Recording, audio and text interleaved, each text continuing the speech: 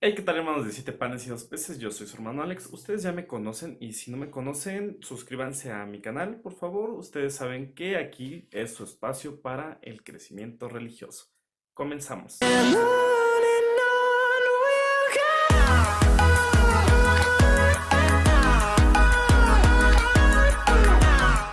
Como ya se dieron cuenta, en el video pasado hablé un poquito acerca de la Cena del Señor, que nosotros podemos, pues ya ahora viendo ese video, entender que no fue puramente una cena de Pesaj, una cena pascual al estilo judío. Sin embargo, también nos dimos cuenta que, que Jesús sí utilizó los elementos propiamente judíos. Y hoy vamos a hablar un poquito acerca de esto porque pues así comprenderemos un poquito mejor qué fue de la pasión de Jesús, cómo fue su entrega en la cruz y reflexionaremos un poco acerca de pues el Viernes Santo, que es este día que estamos viviendo. La cena del Peshach, que pues también es el ceder, el orden en el que se realiza esta cena, en realidad son unos 15 pasos los que se siguen al pie de la letra, pero de mayor relevancia son cuatro, que son las cuatro copas que se toman en las familias, cuatro copas de vino en distintos tiempos. Y bueno, si nosotros nos centramos hoy en las copas, podemos entender un poco mejor cómo se desarrolló esta cena, y no solo la cena, sino toda la pasión de Cristo. Para empezar, pues si nosotros nos vamos al Evangelio según San Lucas, en el capítulo 22, allí podemos conocer pues todo esto que fue la cena de Pascua. Paso a paso nos describe allí las copas que se tomaron, primera copa, segunda copa. Precisamente ayer vimos que la institución de la Eucaristía se da en la segunda copa. Bueno, normalmente el ceder termina con el canto del Jalel, que pues es los salmos que se cantan, se hace oración y ya todos se pueden ir, pero se tiene que concluir. En este caso, si nosotros vemos el Evangelio según San Lucas, nos podemos percatar que sí se sirvió esa tercera copa, pero no se tomó. ¿Y no se tomó por qué razón? Porque cuando Jesús estaba ahí con sus discípulos y se sirve esa tercera copa, de pronto Jesús les dice, tenemos que salir. Y ellos, ahora lo entiendo, creyendo que van a continuar con el Jalel, que es la celebración, con la danza, con los cantos, pues van con Jesús. Y ahí, en el huerto de los olivos, Jesús se pone a hacer oración y dice algo muy interesante, al menos 3 veces lo menciona en esa noche. Padre, si es tu voluntad, aparta de mí esta copa o este cáliz. Nosotros hemos escuchado esta expresión, yo creo que bastantes ocasiones, y siempre la referimos hacia el dolor o hacia el hecho de enfrentarse a lo que venía. Y a pesar de que sí es una expresión hebrea que se utiliza para esto, en este contexto va más allá que solo eso, porque precisamente Jesús se refiere, sí, textualmente a una copa, a la copa que ya se había servido y que no se tomó. Y allí le dice, Padre, si quieres aparta de mí esta copa. ¿Y por qué Jesús no se toma esta copa? Porque llegan y lo aprenden. Es la aprehensión de Jesús y se lo llevan. Jesús no se toma esa copa. Y según el rito judío, no se podía terminar el ceder si no se tomaban todas las copas que se tenían que tomar. Entonces, pues Jesús deja inconclusa esa cena. Como recordarán, en el video anterior les dije que la cena de Jesús, la última cena, según el Evangelio de San Juan, se da un día antes de la víspera pascual. Porque como nos hemos dado cuenta, precisamente en la víspera pascual es donde se sacrificaban los corderos y coincidiría entonces con el día Viernes Santo, que pues hoy nosotros conocemos de este modo.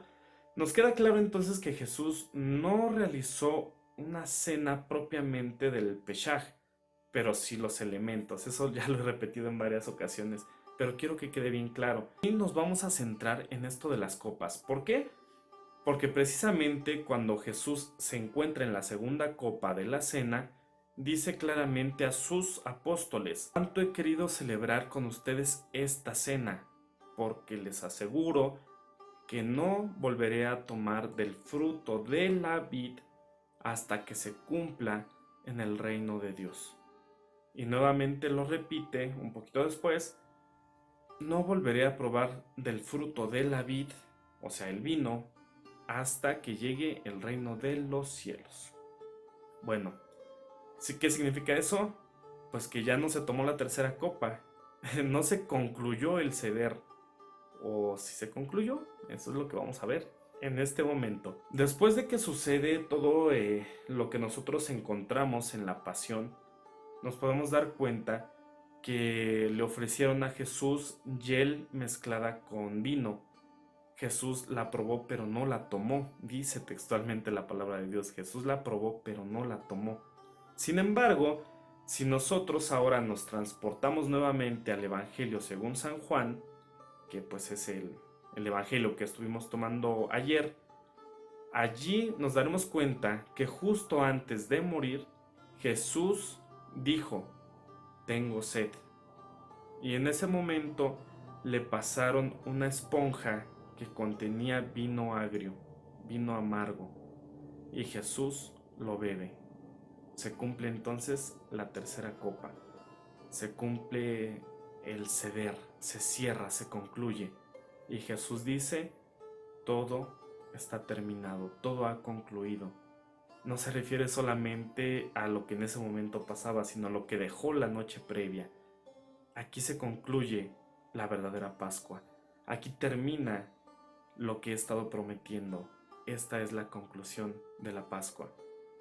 Y aún más importante, y cositas que me llaman la atención, la cuarta copa del pueblo judío significa que Dios nos hará suyos, como cuando en el texto de Génesis dice: yo haré al hombre. Pues bien, en el texto de la Pascua, pues se refiere la cuarta copa al sentido de la pertenencia. Yo los haré mi pueblo. Ese es el sentido de pertenencia. ¿Y saben cuál es esa cuarta copa? Bien, esa cuarta copa es la que brota del costado herido de Cristo. De allí brota la cuarta copa, que ahora es su sangre. Yo los haré mi pueblo. Con su sangre nosotros somos el nuevo pueblo de Dios. Y como dice San Pablo, ya no es necesario que seamos judíos o no judíos, ya no hay una distinción. Jesús se entregó por todos y cada uno de nosotros, sellando ese pacto con su propia sangre, la cuarta copa. Y allí se concluye todo. Algo que me llama también muchísimo la atención es que el pueblo judío también ponía una quinta copa. Esa quinta copa la ponían todas las noches del Peshach y abría la puerta porque estaba esperando la llegada de Elías. Tenía una copa reservada para él, se le servía y se abría la puerta esperando que él llegara, porque nosotros recordamos que Elías es quien llegaría a ser previo al Mesías. Por esta razón se hablaba de que Juan el Bautista tenía ese paralelismo con Elías, porque él es quien llegaba a anunciar al Mesías. Entonces el pueblo judío esperaba que llegara Elías, porque sabían que si Elías llegaba, automáticamente llegaría el Mesías. Y a mí me llama muchísimo la atención porque cuando Jesús está en la cruz, según los sinópticos, Jesús grita el Salmo 22: Padre, ¿por qué me has abandonado? Pero en el texto bíblico de los sinópticos lo dice en su lengua, en hebreo: Elohim, Elohim, lama sabactani. Y dice que los que estaban a su alrededor decían: está llamando a Elías. ¿Se dan cuenta de esto? ¿Se dan cuenta de esta grandeza? En Jesús se cumple todo. En Jesús se cierra todo lo que se esperaba. No hay una duda de que Jesús es el Mesías que el pueblo judío esperaba. Allí están todos los elementos.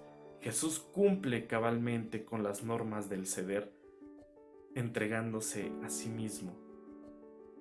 La copa ahora se llena con su propia sangre, la sangre de su costado, y nos convierte en el pueblo de Dios. Y muy importante, hermanos, así como dice, no volveré a tomar del fruto de la vid hasta que venga el reino de Dios. ¿Qué significa? Que cuando Jesús toma en la cruz, cuando Jesús toma esa esponja empapada con vino, Jesús está cumpliendo su palabra. No volveré a tomar del producto de la vid hasta que el reino llegue. Entonces, en ese momento, en la cruz, el reino de Dios se hace presente. Jesús comienza a reinar desde la cruz. La cruz no es la derrota, la cruz es el trono desde donde Jesús comienza a reinar. Y ya no solamente al pueblo de las 12 tribus, sino al pueblo universal, que es precisamente lo que significa católico universal. Jesús abre la gloria para todo el mundo. Alegrémonos también entonces, hermanos, con este sacrificio que Jesús hace por nosotros y démosle gracias porque es inmenso lo que Él ha hecho por nosotros y ha unificado lo antiguo y lo nuevo. Y esta es la revelación del Evangelio, que todo lo que se fue construyendo desde tiempos inmemoriales, pues ahora se cumple en Jesús. Jesús le enseña a su pueblo que nunca los ha abandonado.